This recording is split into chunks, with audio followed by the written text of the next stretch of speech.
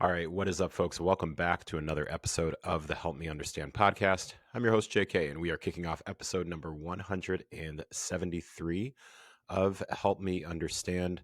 Before getting into today's episode, as always, I want to say thank you for choosing to press play on the Help Me Understand podcast. You certainly have no shortage of podcasts that you can listen to, so I truly never take it for granted that you chose to take some time to listen to Help Me Understand.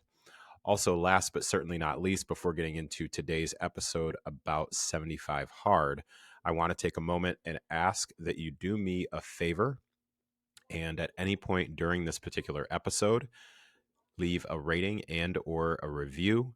If you're listening on Apple Podcasts, you can leave both of those. If you're listening on Spotify, you can leave a rating and also comment at any point during the episode if there's some particular thought that you have, or maybe you want to wait until the end of the episode and share what your thoughts or your perspectives are on today's episode. I'd certainly welcome that.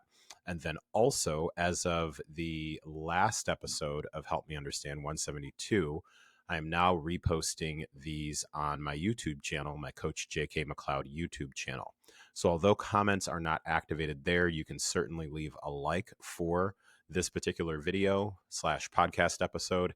And also, if you do have thoughts, feedback, anything along those lines, you can contact me through the info that I will have in the show notes on YouTube. Either you can email me or send me an Instagram direct message. So, with that, let's go ahead and start getting into today's episode. I'll start with a bit of context into why I'm doing this episode specifically about 75 Hard and sharing my perspective on if I was to do the program again, then this is how I would attack the program. So I have mentioned some interest in releasing this particular episode for quite some time. Like, it's been over quite a few months. I'd say probably about 5 to 6 months that I have periodically talked on particular episodes of this podcast or on another podcast that I co-host called Lifting, Running, and Living with Kelly and JK. Have talked about, hey, if I was to do 75 Hard again, here are the ways that I would do it. I should just go ahead and do an episode about it. And I've talked about it and talked about it.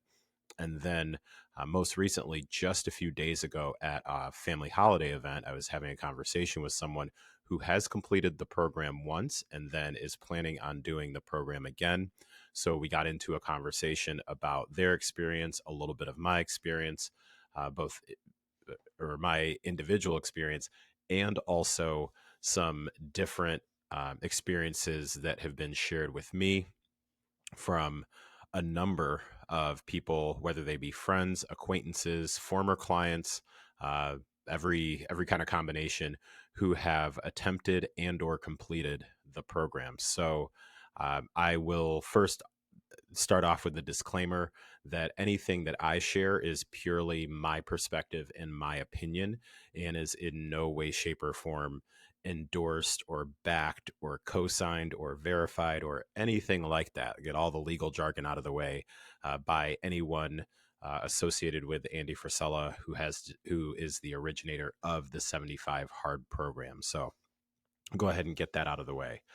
So just with having that most recent conversation, I was thinking, just not that long ago, I had done a Help Me Understand episode around intentional language and being more aware, more cognizant of intentional and committal language, or non-committal language, really, on the flip side. And instead of saying, yeah, I plan to do this thing, or I hope to do this thing, saying, I'm going to do this. So during that conversation internally, I said to myself, I'm going to make the next episode one where I go ahead and run through the 5 tasks and how I would attack those things. So I will go ahead and get the party started on that. A little bit of background when it comes to 75 Hard for me is that I did first complete the program I started it in late 2019. I think I started like December 20 something. I can't remember the exact date I started it, but I started it, and I remember that I finished, I believe it was on February 13th. And I remember that particular date, February 13th of 2020. I finished it around on that date because that is my daughter's birthday. Her birthday is on February 13th. So I remember finishing I believe on her birthday, if I remember correctly. I also remember that it was just before things started getting getting serious, like really spreading, pardon the pun, with COVID-19. So I remember at one point navigating like in late December prior to, I believe, like most of us in the US really understanding what was happening. I remember getting sick in December, like before the turn of the year, I'm pretty sure. And I just remember being like so like sicker than I had could recall ever being for about 2 to 3 days, and still going through with walks and my outdoor walks and all of those other things. So I did the program. Uh, I guess that would make it 2020, like whenever you complete it, because it went from 2019 2020. But I did the program in 2020, completed that, and then I remember it was really starting to pick up a lot of popularity through 2020, especially when you had folks who, right around the middle of 2020, were looking for something to provide them with some structure and some discipline and help them develop mental toughness. And a good amount of influencers, or there was an uptick from my perspective in influencers on TikTok, Instagram, YouTube, starting to talk about this thing called the 75 Hard Challenge. Pro tip: if you're having a conversation with somebody who is pretty familiar with 75 Hard, one of the best ways to get them to not listen to you is refer to 75 Hard as a challenge versus calling it a toughness program. So just a heads up on that. Like I even think about that every time that I see a YouTube video, or I don't really use TikTok, so it's mostly YouTube videos where somebody says like, I did the 75 hard challenge. I'm like, oh man, you're about to catch it from like the 75 hard diehards. So just a heads up, refer to it as a program, not a challenge. So that is a heads up. But there started to be just more of an uptick in talking about the program and things like that. So after completing it in 2020, at some point later on, it was back when I was still listening to Andy Frisella's podcast, and I think at that point it was still MFCEO. It's now Real AF, but I can't remember what the time frame was. I remember listening to a conversation that he was having on the podcast, and he made some sort of a mention about the diet that you choose for 75 hard. And he specifically said something along the lines of, for the people who've like counted macros and whatnot, and you basically, it was like you didn't really do the program the way that it was intended to do it if you counted macros and then just basically included a lot of the same foods that you were already eating, if they were something that would be considered like a cheat food. And there's going to be, I'm going to actually hit that one as like the number one thing to first talk about with following a structured diet. There's a lot of debate and back and forth around what's a cheat meal and what's not a cheat meal and different things like that. I just remember after finishing 75 hard, and then some months later, I believe it was, listening to that episode when he mentioned something about eating pizza or eating a chocolate chip. He said something about eating a chocolate chip or something along those lines. He's like, you failed. And I was like, well, snap. I truly didn't know that it needed to be like the intention of the program was that you followed something that truly didn't include, like, say, something like a chocolate chip or tortilla chips or something like that. And if I remember, there were like some protein bars that I really liked, and they included chocolate chips and things like that. So I was like, well, I could, I'm still including that I believe I did the program the first time because I did it based on what I understood and what I knew. And keep in mind, back in 2019 and early 2020, there were nowhere near the amount of volume. There wasn't anywhere near the volume of content that there is now that walks you through a lot of the different steps and things like that. At the time, I don't believe the 75 hard book even existed at the time. That came a little bit later, and now he's got a newer one out called the Book on Mental Toughness, or the Book of Mental Toughness. I can't remember the exact name, but basically, once that clarification came out, then I was like, all right, I guess I got to run this back again. So sometime later, can't remember the exact date, but it was within about a year of that. I went back and did the program again. So some may debate if I've done it once or if I've done it twice. I can for sure, without question, say that I've done it once, and then it's totally up to you if you want to not count it the first time, because I was completely unaware that something like a chocolate chip, and there was those two specific things, I think, if I remember correctly. It was like chocolate chips, and then I would still eat tortilla chips, I believe, and whatever. So anyways, I'm not here to debate that. What I'm here to do is share with you, if I were to do 75 hard again, here is how I would nail this program following the 5 specific tasks. So let's go ahead and jump on into that. Now, the first thing that I want to make abundantly clear, that if I were to do it again, it would be specifically to work on developing, cultivating, improving mental toughness as the priority. So weight loss, fat loss, getting leaner, those particular things would be a byproduct of really focusing on mental toughness as the primary driver for the program. I believe that you will, if you stick around for the whole episode, I believe that you will also see that that statement or that priority being very clear in the choices that are being made. So let's go ahead. And what I did, I've got a document here over on the other side of my screen that I'm going to be referencing. So if you see me looking over to the side, if you're watching this on YouTube, then that's what I'm referencing. What I did was actually just hopped onto Andy Frisella's website and then copy pasted a link that said 75 hard rules. So there's a little bit that I'll read directly from him or from his team on each of these particular tasks, and then give a point of debate, because after being aware of this program for 4 years now, I've seen some pretty consistent points of debate within each of the five tasks. So I will also share those as they come to mind. So, last disclaimer, I am sharing with you what I personally would do if I were to do 75 hard again. And also, I do believe that some of these things could be helpful to someone else. So that's also why I'm going to share it too. My purpose in doing this episode is not to argue that it is or is not a good idea.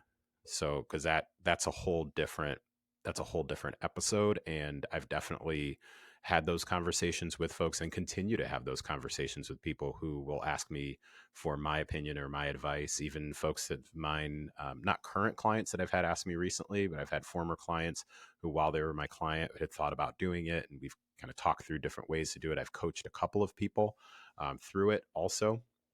So let's go ahead and jump into it. So 75 hard rules. You've got 5 tasks. So task number 1 is follow a structured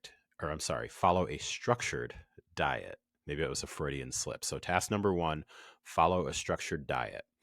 And I'm reading this straight from the site, you must follow a diet geared towards, in caps, your goals, and follow it for 75 days with 0 deviations, 0 excuses, 0 alcohol, and absolutely, all caps, no cheat meals. Your diet can be whatever you want it to be. For example, keto, paleo, vegetarian, etc., as long as it is aligned with your goals. Also states this task is meant to cultivate extreme discipline that you can transfer to all areas of your life, but it only works if you follow it exactly, and this is in caps, exactly for 75 days without deviation. So there's a couple of points of debate that typically will come up with this one, and I will share that from my perspective, following the diet is easily, without doubt, the most controversial task of 75 hard. The workout is the second most controversial, and I would say the water is third. Although sometimes the water and the workout, those two, they could be like 2A and 2B, and I'll get to that in a little bit. So points of debate when it comes to following a structured diet is being able to identify what exactly is considered a cheat meal or a cheat food. And I will be straight up with you. I still don't think that there's necessarily a very binary, like this or that answer to this particular debate or this particular question. So, for example, in one of the episodes of his podcast, he talks about, if you have one chocolate chip, you've failed. So, as I had shared with you, the example of I was eating protein bars that had chocolate chips with them. So, once I became aware of that, I was like, well, now that that's been clarified, because that episode had not been out, to the best of my knowledge, and somebody can fact check me on this, it had not been out when I first started the program in late 2019. So, I went back and again redid it. However, that would be considered a fail if you were to have chocolate chips. Also, what can be up for debate is healthy versions of particular foods. So, for example, if you were to go smash some Pizza Hut, that would be considered a cheat meal. However, the question has been asked, well, what if I made something with like a whole grain flatbread and, gluten-free tomato sauce and then some ground turkey on it and made that into a pizza? Is that considered a cheat meal? So when it comes down to this particular one with following a structured diet, what I would do is I would focus on balanced meals. So that would be prioritizing protein, fruits and vegetables, and then starchy carbohydrates and nutrient dense fat sources. So that's the quote unquote diet that I would follow. And I think that's something that's important to point out is when the word diet is used in this particular context, it doesn't have to be mean that diet is something that is specifically to lose weight. It is generally like diet is a style of eating. It's a style of eating. It's not specifically oh, I'm on a diet. It's just your daily, you eat food. So there you go.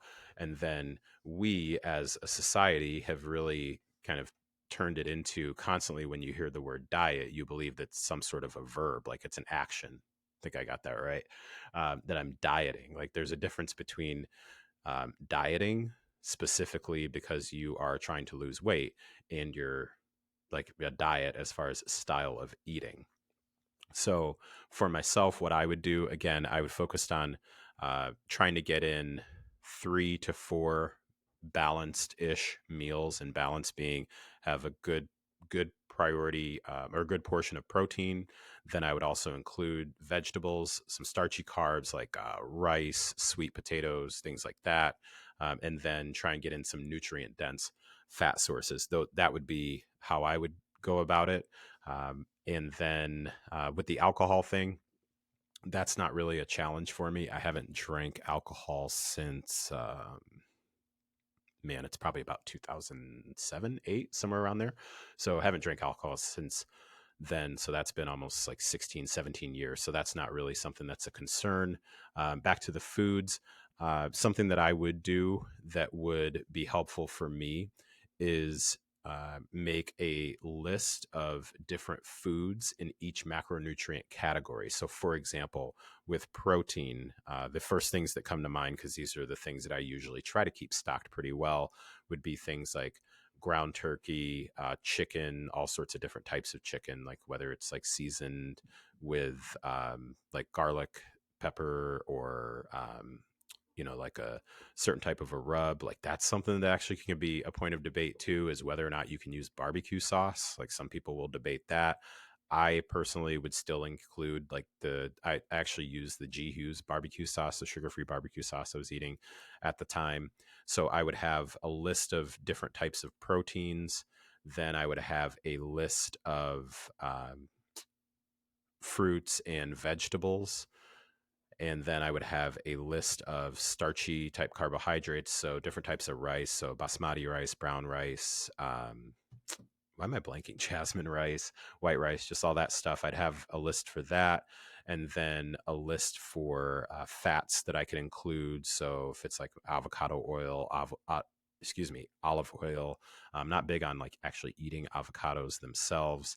And then also I have a nut allergy. So things like nuts and some seeds and things like that are pretty much off limits for me. So my purpose in making the list, like as many foods as I could list underneath each of those macronutrient categories, would be to really just simplify it, quite honestly.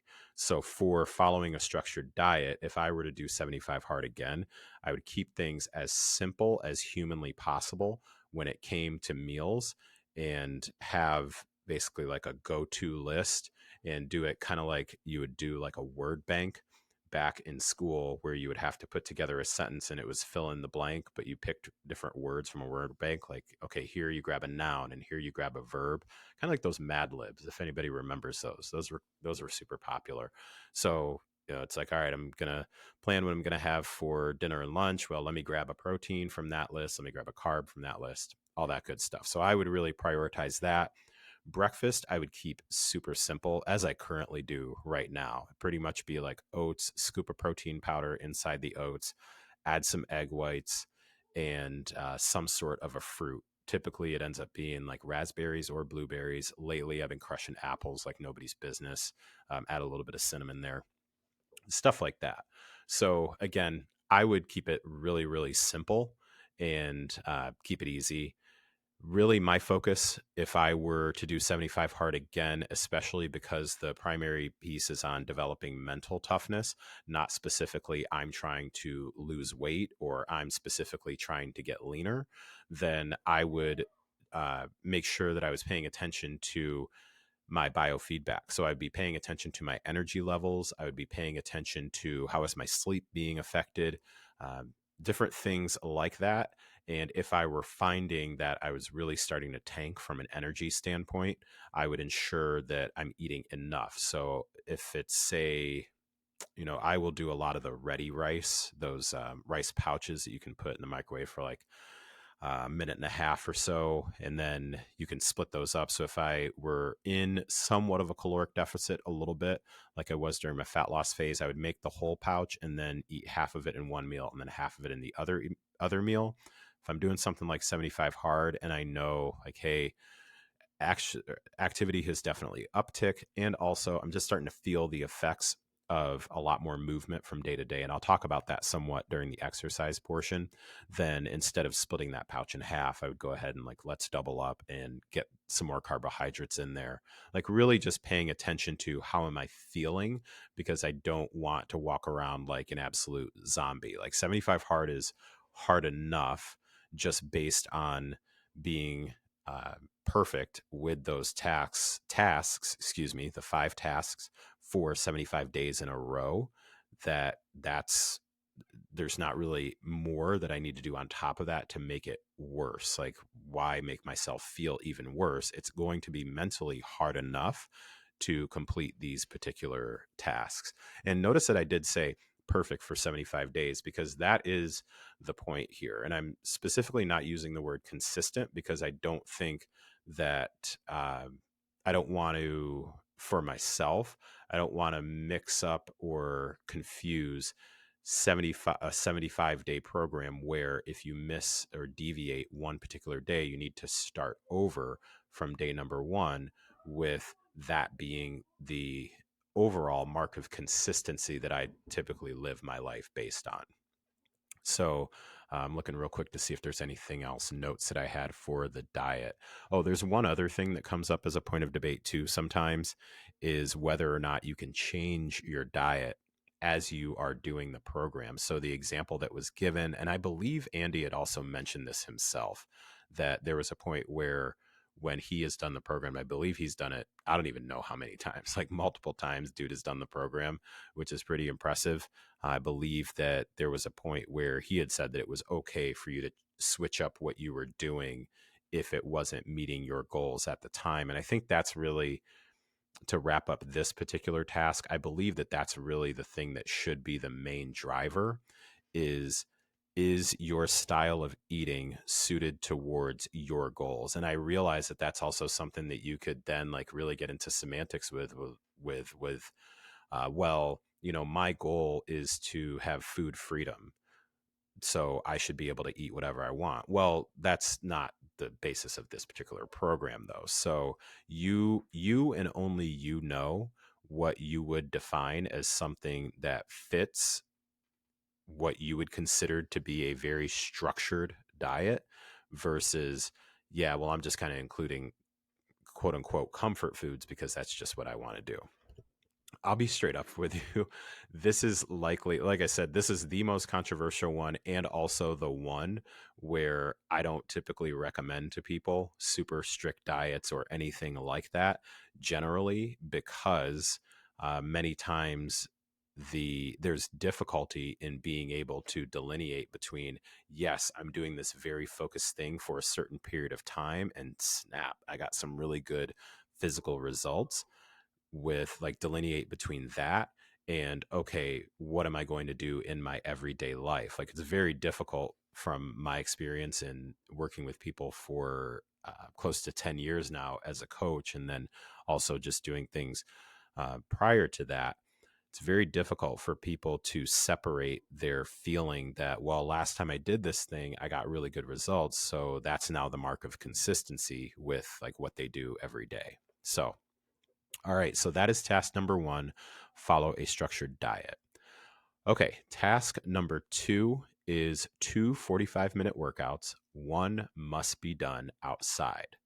So on the site, he shares you must complete 2 workouts each day during 75 hard. Both of these workouts must be a minimum of 45 minutes long, and one of the 2 workouts must be outside, regardless of the weather or circumstances you find yourself in. If you fail to complete at least one workout each day, one outdoor workout each day, so you got 2 workouts. If you fail to complete at least one outdoor workout as part of those 2 workouts, you must restart 75 hard. It goes on to say the type of workout doesn't matter. You can run, lift weights, do a cross training workout, go for a walk, or even do yoga. As long as you're getting up and getting your body moving with the intent to get better, it counts. Okay, so points of debate that come up here, or the main point of debate: what counts as a workout?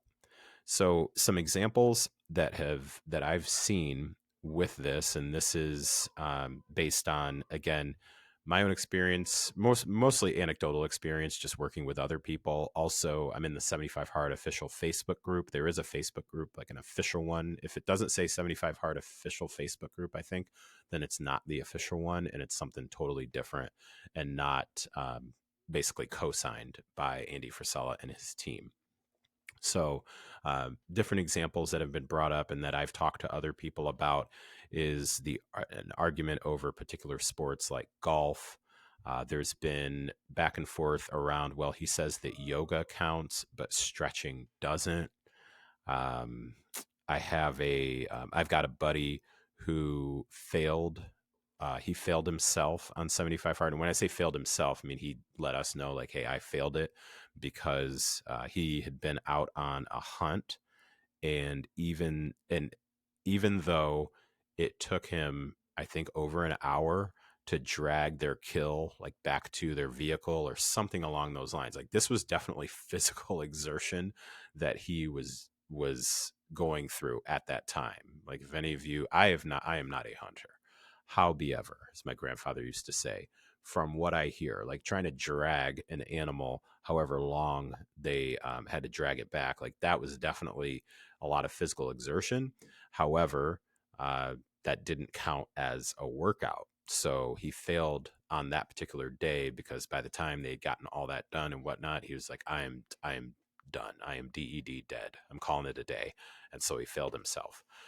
Also, combining, trying to count things like chores that you're doing. So chopping wood, mowing the lawn, things like that. Those things don't count.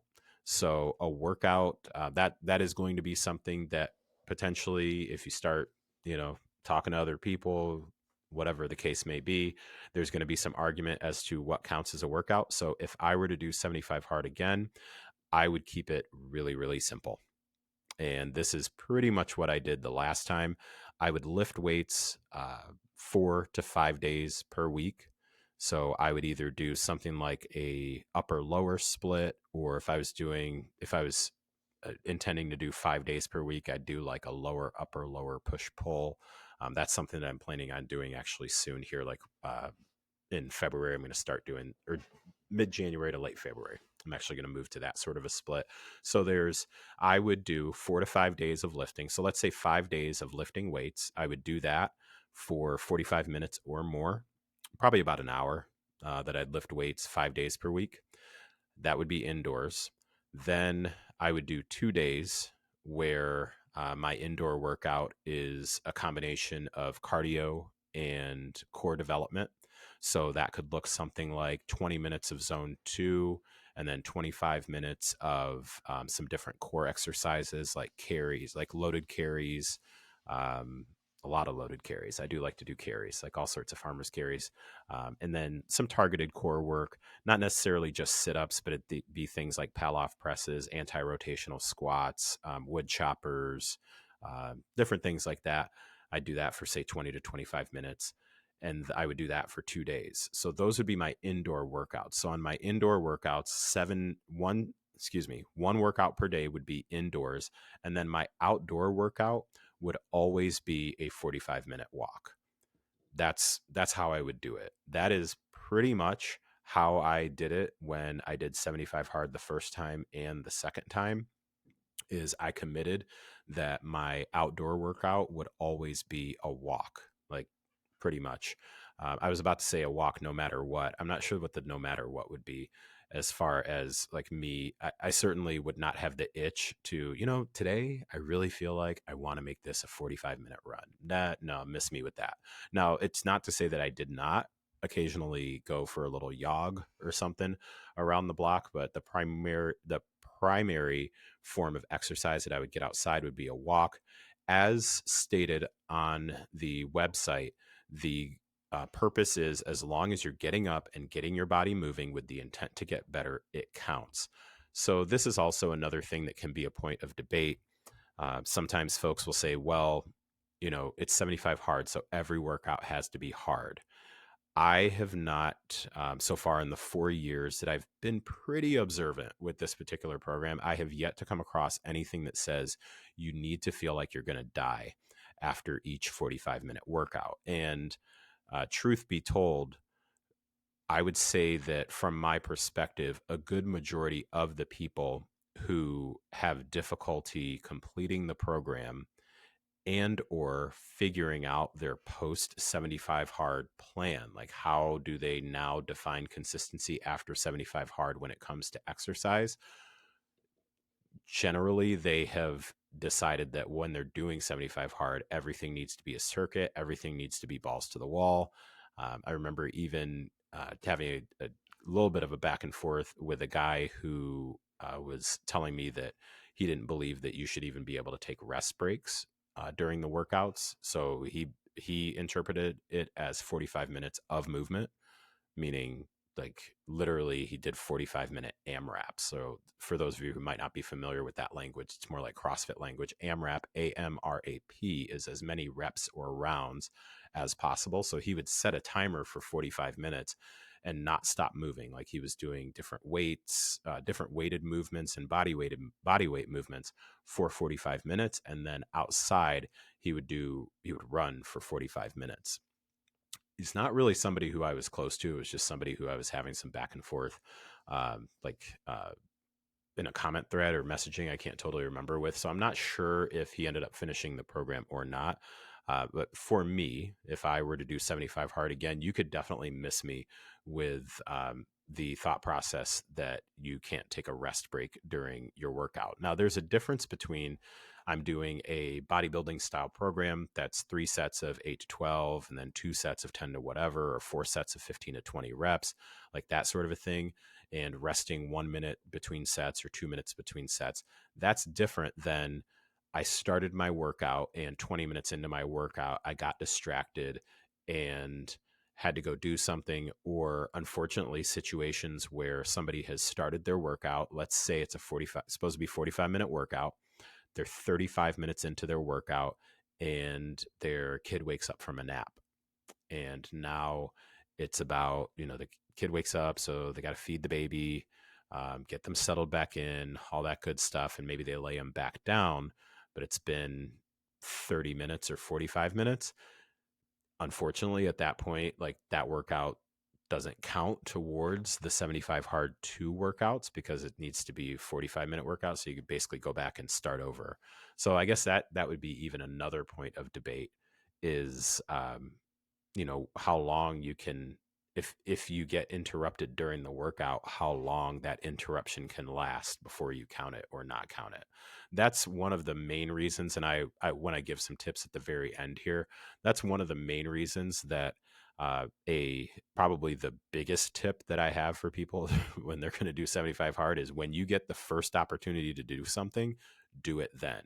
Never, ever, ever allow yourself to, I've got a window that I could push this till later. Like, never allow yourself to do that. But back to the point with the workouts. The last point of debate, which has definitely changed over the years and was for sure not a thing in 2019 when I had my first attempt, is that the workouts should be spaced 3 to 4 hours apart. Now, this one has been some point of debate. I think at one point on the website it said it's suggested that they're 2 to 3 hours apart. Then, right prior to doing this particular episode, I went back to try and refresh myself a little bit on some of the details and came across a line that said workouts, it's mandatory, I believe. Let me see if I, yeah. There's a Q&A on andyfrisella.com in the help section. And the question is, how much time is required between workouts? And the answer is 3 to 4 hours in between each workout at a minimum. So that's something that definitely wasn't posted at that time when I did it. So now knowing that, what I would do, let me go back. To be clear, I did not ever do okay, it's 45 minutes and then or make it an hour and a half workout.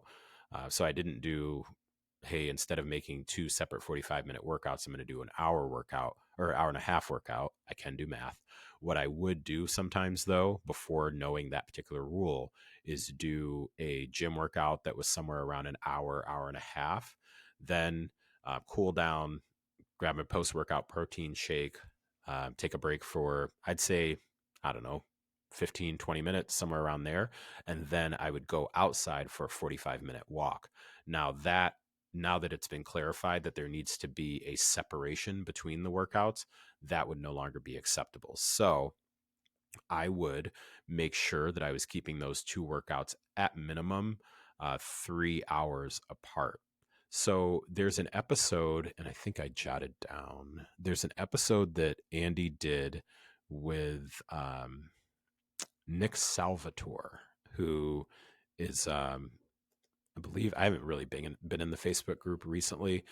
However, I know that he was really pivotal in running things in the Facebook group, super informative and very good at like just keeping it simple, people. Like just keep it simple and stop overthinking things. He did episode number 522 with Andy Frisella, and in that particular conversation, it is from my perspective one of the best episodes that really clarified understanding the mindset behind and the context behind and the reason for having a separation between the two workouts. And the way that I perceive it now is there needs to be a separation where, one, it's clear that you are doing two different workouts, and two, it's inconvenient. Like the point is for it to be inconvenient. So if your thought process is, well, if I have to wait 3 hours, that makes it inconvenient for me, then that's exactly why. Like that's why the program is called 75 Hard. And back to a point that I was making earlier with the following a structured diet, and then even with the workouts thing, people can make this more difficult if they really want to. And I don't think that you really need to, like, this program does not need your help in order to be difficult. It is difficult in and of itself, just the way that it is designed. So, I think that if you are looking at it and you're like, well, if I could put these two workouts together, it'd be easier, then you're missing the point of what the program is trying to do. Again, this is why the point of this particular episode is not to tell you whether it's a good idea or a bad idea. I'm just assuming that hey, if I'm doing it, here's how I would do it. So that's how I would do it. A couple other notes that I put on here for myself. Outdoor workout, yeah, would always be a walk.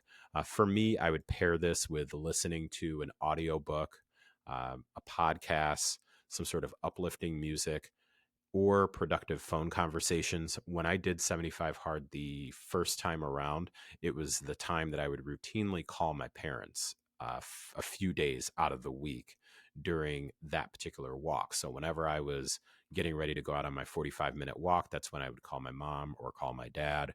If one of them were not available at that particular time, then I was usually listening to a podcast, and I've mentioned this on previous episodes of Help Me Understand.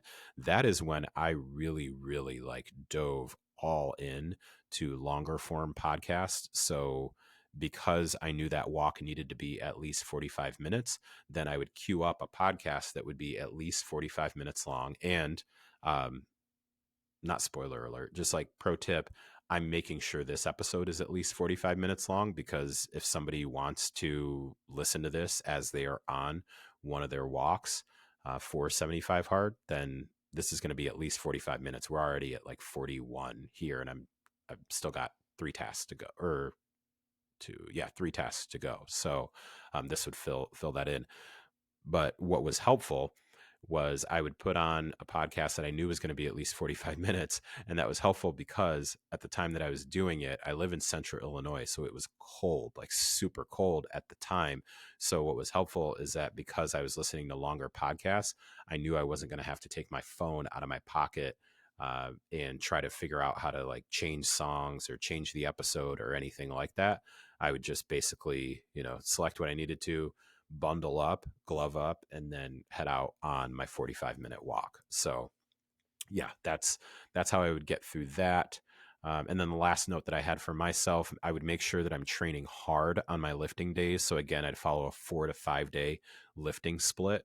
I would train pretty hard, or not pretty hard. I'd train hard on those particular days, making sure that I'm okay, taking my rest breaks in between sets like I normally would be, and just reminding myself everything doesn't have to be a circuit. That's really a reminder for people that are listening, that not every single workout has to have you feel like you're going to die.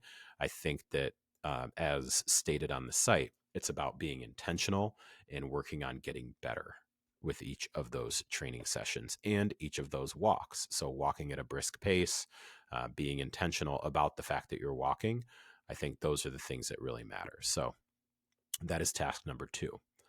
Okay, let's see here. Task number 3, drink a gallon of water. So, drinking a gallon of water each and every day will teach you discipline, and that sometimes in life, the simplest tasks are the hardest, but you can't let them slip through the cracks.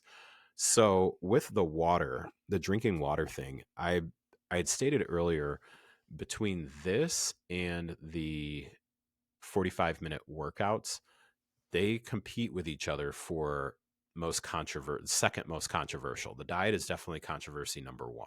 Controversy number 2A and 2B go back and forth between drinking a gallon of water and working out for 45 minutes. What counts as a workout? How far apart? All that good stuff. The controversial stuff with the water. So the points of debate. The main thing is that it needs to be plain water with nothing added to it. You don't add flavor, you don't add salt, you don't add electrolytes, nothing like that.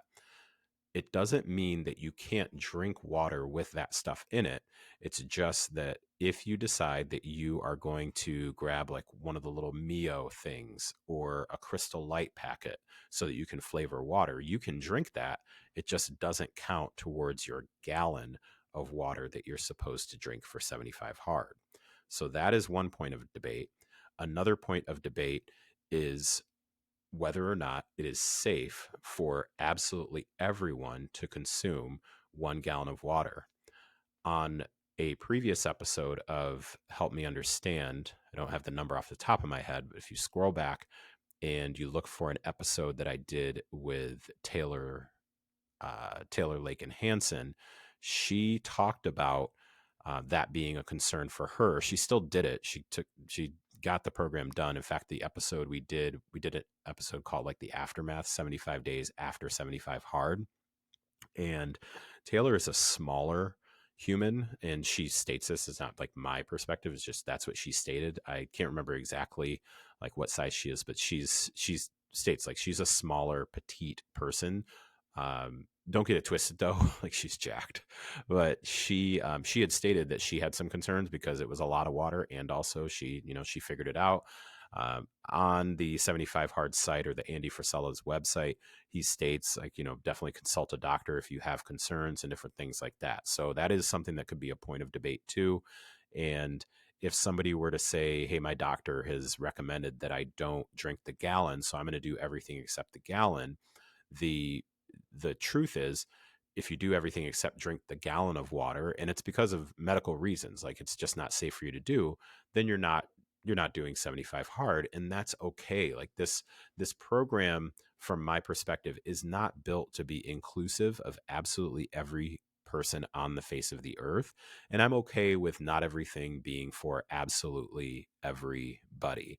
There certainly are things that you can do to scale the tasks so that you can still complete them. So the training, for example, the 45-minute workout, you decide what that workout is going to be as long as it's a workout. So if you're somebody who doesn't have use of your lower body, like don't have lower limb usage, then it doesn't require that you do lower body workouts. So you can make those adjustments to scale as long as you're completing the task. Now, when it comes to water, though, if you are being advised against drinking a gallon of water based on doctor's advice, or somebody who knows what they're doing, then you're not able to scale that. So just to be super clear with that. So for myself, if I were to do 75 hard again, really the water thing, not all that difficult, other than making sure that I'm actually like using a container where I know how much is in the container. At one point during one of my attempts, I think it was the second attempt, I needed to start over because I believe it was let's say a couple weeks in. I don't even remember at this point. Let's say it was a couple weeks in. I realized that the thermos that I thought was 40 ounces was actually 33. So I had to go back and start over, because the whole time when I had been filling it up over and over, I had been doing, 33 plus 33, 66, plus another 33 is 99. So I was going about it that way. And it turned out that I was shorting myself on the water. So I had to start over.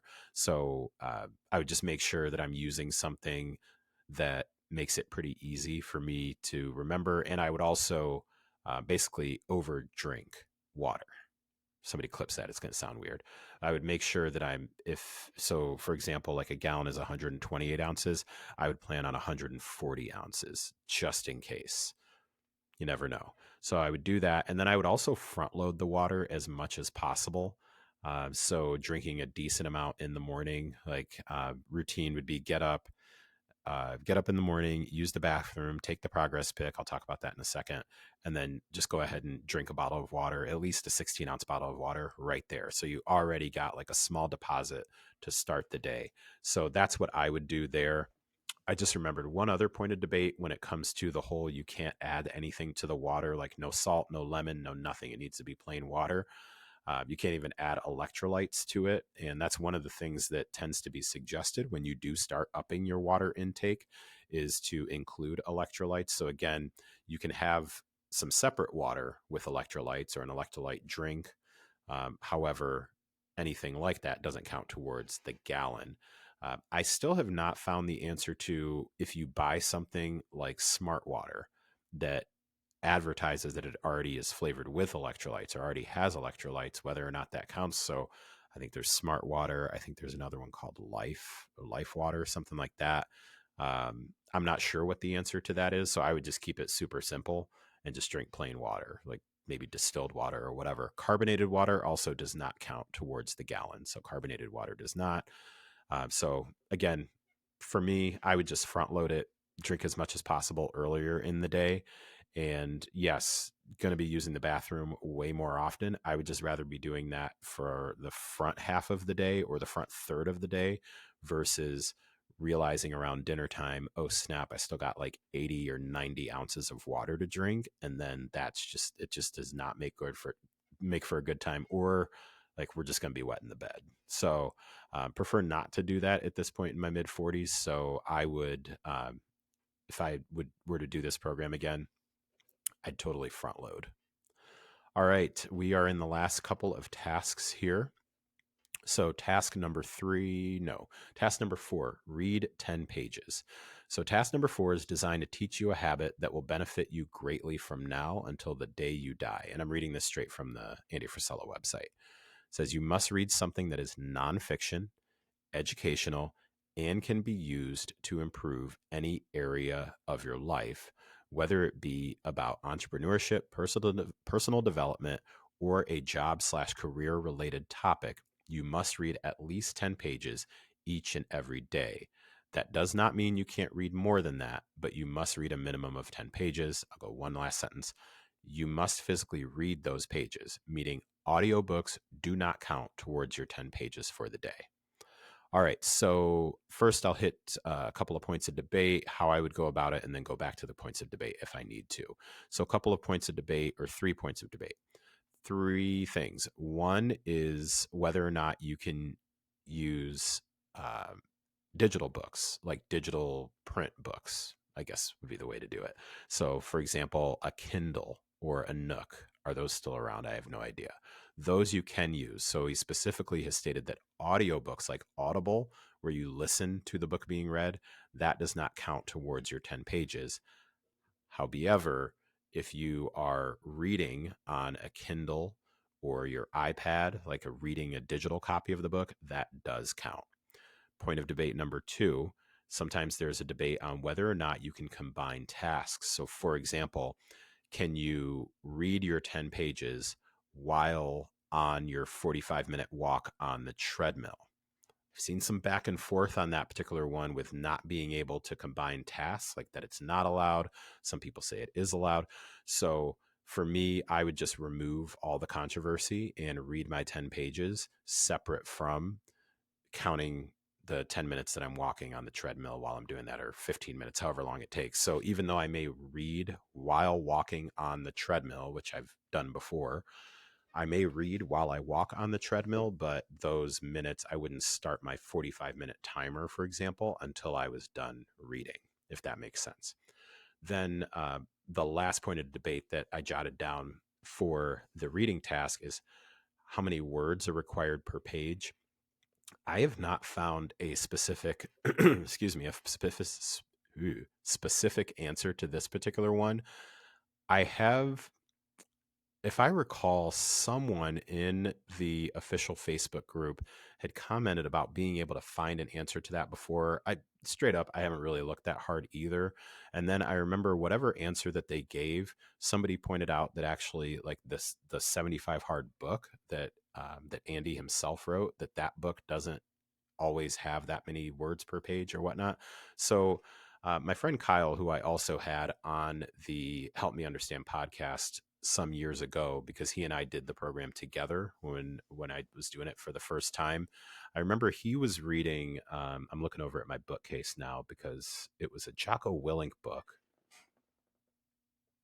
Yeah, it was either, I think it might have been Leadership Strategy and Tactics. It's one of the Jocko Willink books that's like a bigger print book, almost like coffee table style. So I believe he like tripled up or something. So instead of 10 pages, he did like 20 or 30. I think he did 30 pages. I could be wrong. Kyle, if you're listening, you can let me know what the answer was on that if you listen to this episode.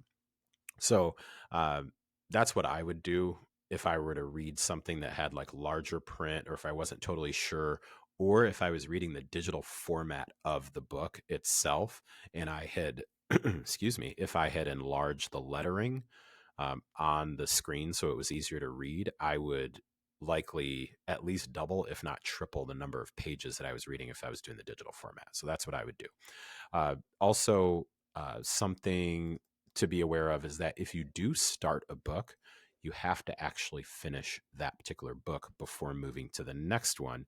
And from my understanding, you need to finish whatever book you're on at that time. So let's say that you're going to read, there's 3 books that you read in the 75 days.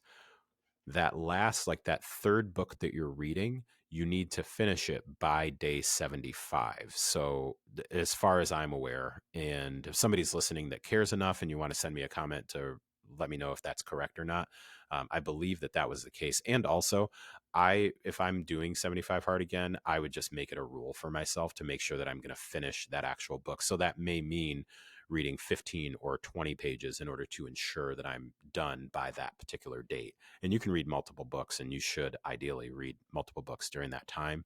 I bring that particular one up just because there are some folks I know who will read the Bible as their 75 hard book. And I mean, I'm sure some folks have done it. That's just, you do you. Like that's a lot to take on within 75 days. Um, I know even I've had the failed attempt a couple of times to read the Bible within 1 year. So in 75 days, like, do you, man? Like that's pretty that's aggressive. And hey, I'm here for it if that's what you want to do. Now there are some people who would argue this one always is interesting. Because Andy says that it needs to be a nonfiction book, and so somebody will say I'm reading the Bible, and then there's usually like a handful of people who are like, yeah, but that the Bible's not real. Miss me with all that. I'm of the opposite opinion. And also, you can believe what you want to. It's all good. So the book does need to be something that is outside of like required reading.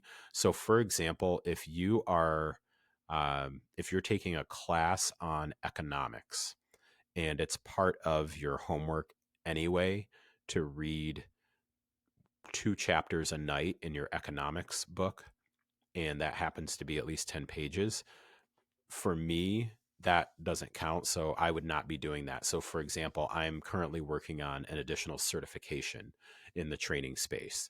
So I am going through that book to get certified. I'm not going to include that. If I'm doing 75 hard, I'm not going to include that. I also would make sure that I'm picking something that I have the physical book and that it has a digital format also. This was a lesson that I learned the hard way. So, um, when I did, excuse me, when I did 75 hard the first time, I was pretty good for the most part about having my book with me most of the time. However, a couple of times I had forgotten to bring the book with me to work or something along those lines. And so I had to remind myself, like, oh, snap, when you get home, make sure you read the book. And it was one of the books didn't have any sort of a digital download version. So there was no Kindle or anything like that. And actually, I think that was the second time I did 75 hard, because the first time around, I didn't think you could use digital books. So the second time around, when I did it, I remember I'd forgotten the book. So I waited till I got home and then read it. However, I could totally see being in a situation where, say, you're traveling and you forgot the book like at home. And so now you've got to start another book, but then you can't, you're supposed to finish one book before you start the next book, like all sorts of stuff. So my recommend for myself and then for others is whatever book that you pick, try to make sure it also has a digital format, unless you just don't ever feel like you're going to need a backup plan and you'll never forget to bring your book with you. Something that I had also done too was take pictures of the pages, like my 10 pages for that particular day, was take pictures of that. So that's what I would do is, books. When I did 75 hard the first time, it helped me really re-engage with my love for reading and my love for knowledge. It's something that I had really stepped away from for a number of years. Like when I was growing up, I was a bookworm. Like give me Encyclopedia Brown, the Hardy Boys. Like I was all up in those books all the time, and then really stepped away from that for a while, then stepped back into it, I'd say in my mid 20s, early to mid 20s, really got into a lot of the leadership stuff, the Marcus Buckingham, like Strengths Finder, all of that stuff, then stepped back away from it and then rediscovered it about 4 years ago when I did 75 hard the first time. So I definitely, at this point now, I've like not let that go. I certainly don't read 10 pages per day every single day. However, I still read at a pretty solid clip. Books that I would recommend for myself to reread: Atomic Habits by James Clear, Essentialism by Greg McKeown, Effortless, also by Greg McKeown, Extreme Ownership by Jocko Willink, The Comfort Crisis by, I think it was Michael Easter, and then The Obstacle is the Way by Ryan Holiday. That last one, The Obstacle is the Way, actually, let me backtrack. I wouldn't recommend that one as a 75 hard one just because the pages, like it'll have you questioning if it's enough reading, like 10 pages per day is enough because they're shorter chapters, they're like more snippets. I just would recommend having that as a inspirational book along the way for motivation with the program. Excuse me, I'd take a drink. Okay. So those are some of the things. If I were to do 75 hard again, I would read those particular books along with some others, but I just know that those ones, other than The Comfort Crisis, it's been probably at least 6 months to a year since I've read the other ones. Oh, and The Obstacle is the Way. Other than those two, the other ones I haven't reread in full in a while, so I would likely revisit those. And then a rule that I would have, excuse me, for myself, never read in bed. Never ever read in bed. It's just way too easy to fall asleep. So that would be one of the things that I would do if I were to do 75 hard again. I would not read in bed. Um, I can recall sometimes when I decided to try and do that, I'd lay down in bed and like hold up the book or lay down on the couch, even basically never read tired. Never read tired and comfortable. That would be my rule because I would be like just trying to hold my eyes open while trying to read those last like 2 to 3 pages. I also found that it was difficult to really process what I was reading at the time. So I would just not make it harder than it needs to be. Again, common theme that I've talked about here, like the program is hard enough, it doesn't need your help. I would not make it harder than it needs to be. I would read the pages at the first possible opportunity. Again, that's something I'm going to talk about to close things out. And yeah, call it a day there. All right, last one, take a progress picture. So on the website, it says, if you truly follow this program to a T, you will be able to look back and see how far you've come and what you've done. In the beginning, it'll be hard to take your picture. Trust me, I know people don't like being uncomfortable, which is what makes this task so important. Because while taking a picture is actually a very simple task, it teaches you to push through those uncomfortable moments or situations and get the job done. Okay, so with this particular one, really, there's not a lot here when it comes to a point of debate. One thing, and I really had to stretch before I made this reach, one thing that does come up from time to time is you have to be intentional about the fact that the photo you're taking is actually a progress photo. And here's what that means. It doesn't mean intentional as far as photo shoot pose, nothing like that. It's be intentional when it comes to, okay, I am now taking my progress picture and you actually completed that task versus a very real scenario that has happened to multiple people that I am aware of, multiple people where they've been either laying in bed or they woke up the next day, realized they forgot to take the progress photo. And so now they just go back through their camera roll and they're trying to see, do I have a picture of myself from that day? And I'll count that as my progress photo. I would, if I'm doing 75 hard again, then I am not allowing myself to pretend like as long as a photo of me is taken that particular day, that it's a progress photo. So there you have it. Again, like I said, I had to kind of stretch before I made that reach. So just make sure that you're taking the progress photo. For me, the system that worked for me well before and that I would use again would be wake up, use the bathroom, take the progress photo, file it, and forget it, and just be done. Like that's it. The number of people who have failed with forgetting to take the progress pic, quite honestly, is somewhat surprising to me. And it's interesting because even on the website, Andy says it teaches you that every detail matters, and as small and insignificant as it may seem at the time, you can't forget about them. It's very interesting how many people do fail because of the progress photo. And I'd be interested to try and get some sort of understanding in what the common thread is there. I'm not sure if I had to guess, based on the people that I've come across, uh, if I had to guess, maybe the common theme is I didn't feel like it was a good time for me to take it. Like they wanted to take it after they had worked out when they've got a good pump. That I think that usually tends to be the one is they want to take it when they feel like they're going to look a certain way. So again, back to if I were to do 75 hard again, it would specifically be about establishing and or improving a level of mental toughness. Then I would just have my system get up, use the bathroom, take the progress photo, file it, and forget it and call it a day. Like that would be it. It wouldn't be about, okay, well, let me make sure that the lighting is just right. And let me make sure that, like that little ab that's peeking through, like, let me try and make sure I catch that. It wouldn't be about that or taking multiple. It's just you take one shot and we're done. You only get one shot. Shout out Eminem. So that's how I would handle that. Okay, so that is, I believe that covers the 5 tasks. Here to finish out, I just have a few miscellaneous tips. These are in no specific order, really. So just a few miscellaneous tips for you to close things out. And I hope this has been helpful and or impactful for somebody to hear how I personally, me, JK, would do 75 hard if I were to do it again. I'm certainly not saying that I plan to do it again. This is straight up just if I was going to do it again, here's how I would go about it as someone who has successfully completed the program and also still continued to observe people who are doing the program and also help some people through the program. Number one, or not number one, some tips. I've got 5 tips. First tip, download the 75 Hard app or create a daily checklist. I believe the app might be $5, I think. And I've also seen some people complain about the $5.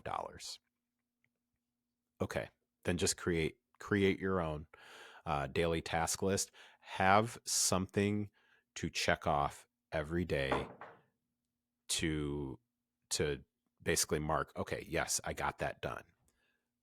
Trust me on this. Have a way to check off, mark off, cross off, X off, put a sticker, screenshot, whatever it is, something every day, because the chances that you will remember each of these 5 things, even though none of them on their surface are difficult from a detail standpoint to remember, life is life. And if you are a functioning adult for the most part, you probably have other things going on.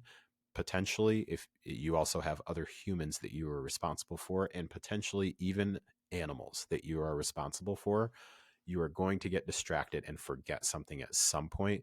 So having a system where you check this, or when an alarm reminds you at like 7 p.m. to check your task list, something like that, have something that you can use. The 75 Hard app, super, super easy to use. So I'd recommend that. I get zero kickback. Like I said, there's no affiliation with 75 Hard with this episode. Or create like a little checklist. So that's one of them. Let's see. Another tip, listen to episode number 208 and episode number 522 of the Real AF podcast. That is Andy Frisella's podcast. Episode 208, I believe, is like the main one that's usually recommended before doing 75 hard, like listening to that. Then episode number 522 is the episode that he did with Nicholas Salvatore. Very, very good episode for getting an understanding of really the thought process, and you get to listen to Nicholas, or Nick, I'm not sure what he goes by, but that dude is like the real deal when it comes to really being all in on this particular program. All right, another tip. If you want to really be about not making it specifically about weight loss and aesthetics, then I would recommend don't weigh yourself for 75 days and don't review the progress photos for 75 days. So no, not checking your weight, and then also not reviewing the progress photos. I think that if it's something that's truly about mental toughness, and if the argument is, well, how do I know if I'm eating enough or not eating, or if I'm not eating too much or whatever the case may be.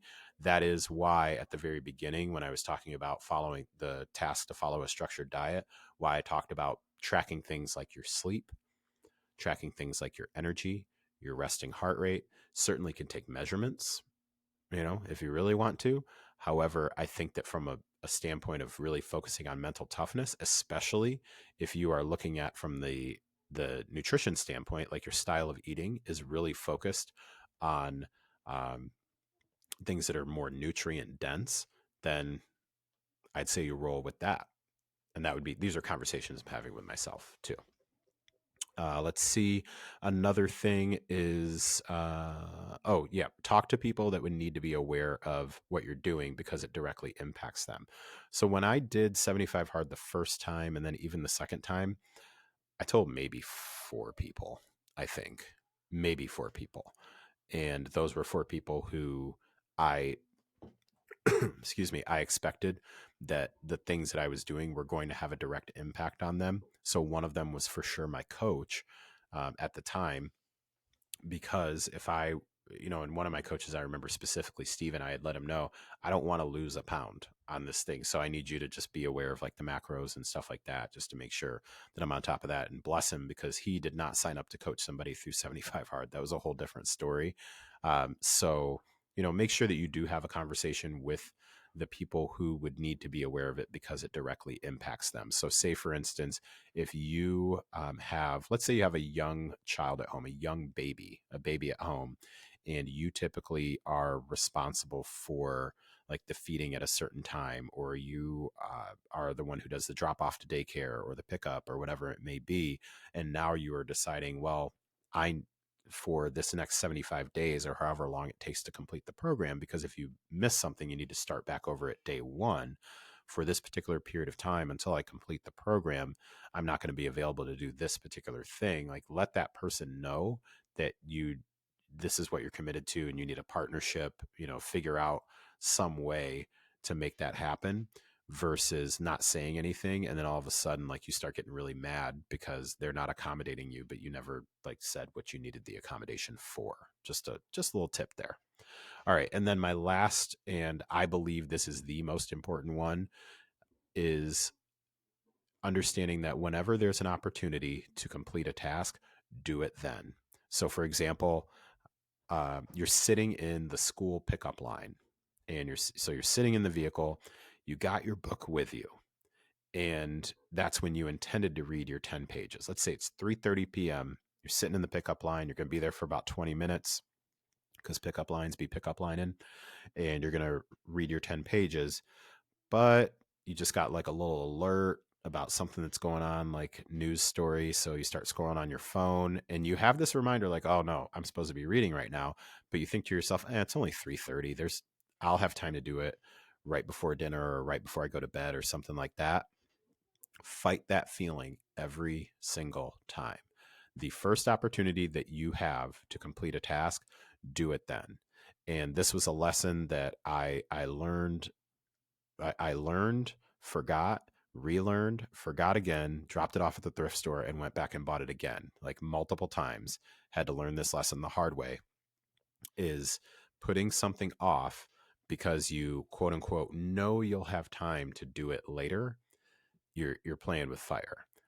And that's where I'll start to wrap things up. 75 hard is hard enough without you needing to make it more difficult.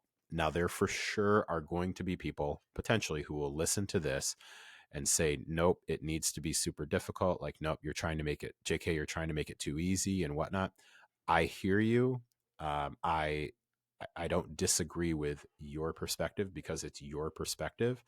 I also, in working with hundreds of humans at this point, I might be underestimating hundreds of humans at this point, in fitness, nutrition, and all things in between, have yet to come across more than maybe 5 who don't already have enough that's unpredictable in their life to make a program that's already difficult even more difficult than it is, just to stay perfect, not missing a single of these 5 things for 75 straight days without fail. So like I said, when you have the opportunity to do something, take that opportunity to do it. When that door opens, like go through that door every single time, take the opportunity to do it, and don't put it off until later. That is easily, and you'll hear this probably from most of the people who've completed the program, that is easily one of the most consistent takeaways from the program is the increased and heightened awareness of how much time you really do have to get particular things done. It's just a matter of whether or not you're willing to push past like that voice in your head that's telling you you can do it later, it's not that important, that sort of a thing. Like it was very, very eye opening, and take it from somebody who has a decent amount of things that they're involved in, that person being me. There were times where I was just like, man, like pre 75 hard, where I was just like, man, there's just not enough time in the day. And then going through this particular program, I realized like, there is enough time in the day. Now, after the program, that's where I think things can be kind of up in the air. If you decide that 75 hard is now the new standard for you, and that, you know, you pass or fail every day based on you do these 5 tasks. Like if you'd like to go down that road, you certainly can. There's a whole live hard program that you can research and all that good stuff. For myself, 75 hard was definitely enough. Is it something that I may do again? Potentially. Am I itching to do it again? Not really. Nope. And also, I just wanted to take this particular opportunity to actually follow through and finish with something that I had said I was going to do at some point this year. And at this point, this episode will be coming out on Christmas Day. So whenever you are listening to this, I hope that you have found this to be helpful, somewhat useful, somewhat impactful to hear my point of view and my perspective on how to complete 75 hard. So I think that's actually going to be the title. My perspective on how to complete 75 hard. So if you have felt like this has been helpful, please pass this on to someone that you believe would get some juice out of this, that it would be impactful for them.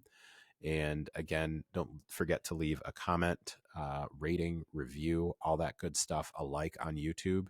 And if you've got some feedback you'd like to send my way, you know how to get a hold of me. All right. So that's going to do it. This is episode number 173 of Help Me Understand. Thank you so much for listening. Take care, and I'll talk to you next time.